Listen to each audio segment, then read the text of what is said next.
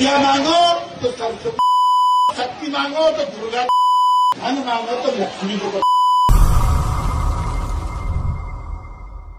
धन चाहिए तो लक्ष्मी जी को पटाइए, शक्ति चाहिए तो दुर्गा को पटाइए, और अगर आपको शिक्षा चाहिए आप सरस्वती को पटाइए। बीजेपी के विधायक हैं साहब, इनके खिलाफ कोई कार्रवाई नहीं हुई। इन्होंने हिंदू देवी देवताओं का खुलेआम अपमान कर दिया है। नमस्कार, मेरा नाम है नवीन कुमार नंदन और आप देख रहे हैं इंडिया इंटरनेशनल न्यूज। हमारे देश के यशस्वी प्रधानमंत्री नरेंद्र मोदी भी कहते हैं बेटी बचाओ बेटी पटाओ, माफी पढ़ाओ कहना चाह रहे थे लेकिन मुंह से पटाओ निकल गया था। लेकिन बीजेपी के एक नगीने हैं, इस नगीने की आज मैं बात करूंगा और परत दर परत बताऊंगा इनकी सच्चाई भी, क्योंकि ये पहली बार विवादों में नहीं आए हैं। इनका नाता लगातार विवादों से जुड़ा हुआ है। सोशल मीडिया पर एक वीडियो बहुत तेजी से तैर रहा है। पहले आप इनके शब्दों को सुनिए, किस तरीके से इनके मुंह से अच्छे अच्छे शब्द निकल रहे हैं। विद्या मांगो तो सरस्वती, शक्ति मांगो तो दुर्गा, धन मांगो तो लक्ष्मी को। सुन लिया आपने, ये उत्तराखंड से बीजेपी के विधायक हैं। ये पहली बार विधायक चुनकर के नहीं आए हैं, बल्कि पहले भी ये कई बार विधायक रह चुके हैं। और इनका नाम है बंशीधर भगत। जाति से पंडित हैं, ब्राह्मण हैं, इसीलिए इन्होंने हिंदू देवी देवताओं का अपमान किया है। इनके खिलाफ कोई कार्रवाई नहीं की गई। वैसे कार्रवाई कौन करेगा? बीजेपी के बारे में आपको पता है, कहा जा रहा है कि बीजेपी ब्राह्मणों की पार्टी बनकर रह गई है। और अगर जब पंडित जी हिंदू देवी देवताओं का अपमान करेंगे, इनके खिलाफ कोई भी कार्रवाई नहीं होगी। अगर कार्रवाई होगी तो राजेंद्र पाल गौतम के खिलाफ कार्रवाई होगी, क्योंकि राजेंद्र पाल गौतम दिल्ली सरकार के मंत्री वे दलित समाज से आते हैं। साल 1956 में बाबा साहब ने जिन प्रतिज्ञाओं को दोहराया था, उन्हीं प्रतिज्ञाओं को राजेंद्र पाल गौतम ने दोहरा दिया और इसके बाद बीजेपी इस्तीफा मांगने लगी। दिल्ली की केजरीवाल सरकार ने फोन करके कहा, राजेंद्र पाल तुम इस्तीफा दे दो, तुमने हिंदू देवी देवताओं का, हिंदू धर्म का अपमान किया है। लेकिन जब एक पंडित जी, जब एक ब्राह्मण विधायक इस तरीके की बातें कर रहा है और फिर उसके खिलाफ कोई कार्रवाई नहीं की जाती, एक क्या संदेश दिया जा रहा है हमारे समाज को, हमारे देश को। ऐसा लगता है कि जो पार्टियां कहती है उनकी पार्टी में लोकतंत्र ज़्यादा ही है, तो वास्तव में भारतीय जनता पार्टी में इतना लोकतंत्र है, इतना लोकतंत्र है। अगर एक ब्राह्मण समाज का विधायक हिंदू देवी देवताओं का खुलेआम, खुले मंच से अपमान करता है, उसके खिलाफ कोई भी कार्रवाई नहीं की जाती। कार्रवाई क्यों नहीं की जाती?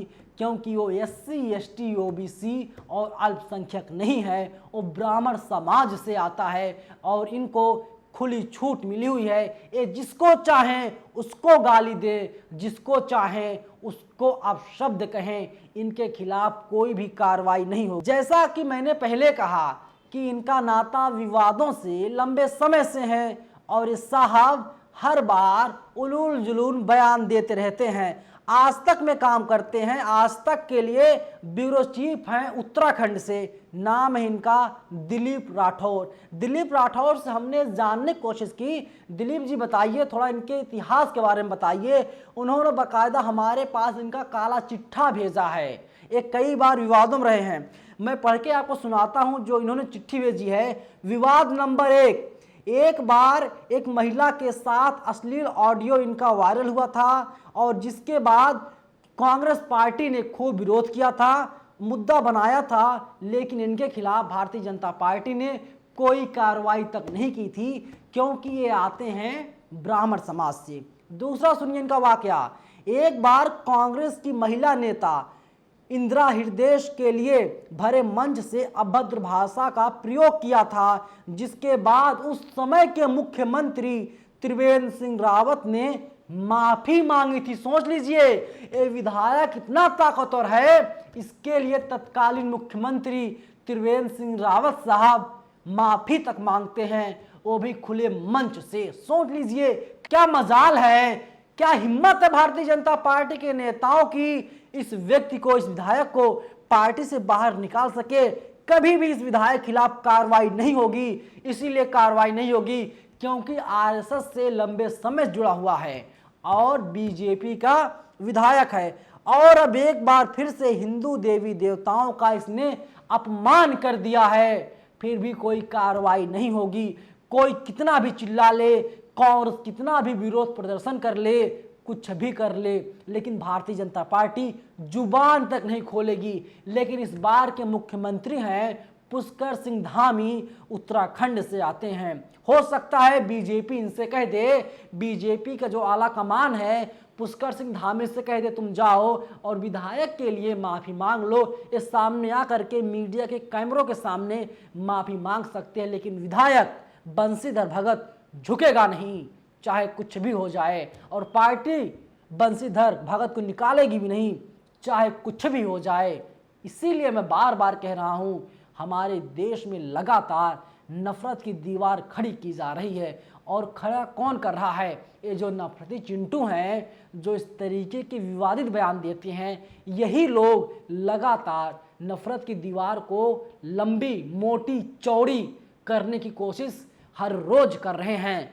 तो आपको सावधान रहना होगा, वरना अगर आप दलित होंगे, आप अपमान कर देंगे, भारतीय जनता पार्टी सड़कों पर आ जाएगी, सड़कों पर आंदोलन करने लगेगी और आपकी पार्टी मजबूर होकर के आपसे इस्तीफा लिखवा लेगी। लेकिन जब भारतीय जनता पार्टी का नेता हिंदू देवी देवताओं का अपमान करता है निर्लज्जता के साथ, उसके खिलाफ कोई भी कार्रवाई नहीं की जाती। एक बार फिर से आप सुनिए इसके बयान को, देख लीजिए कितना विवादित बयान है।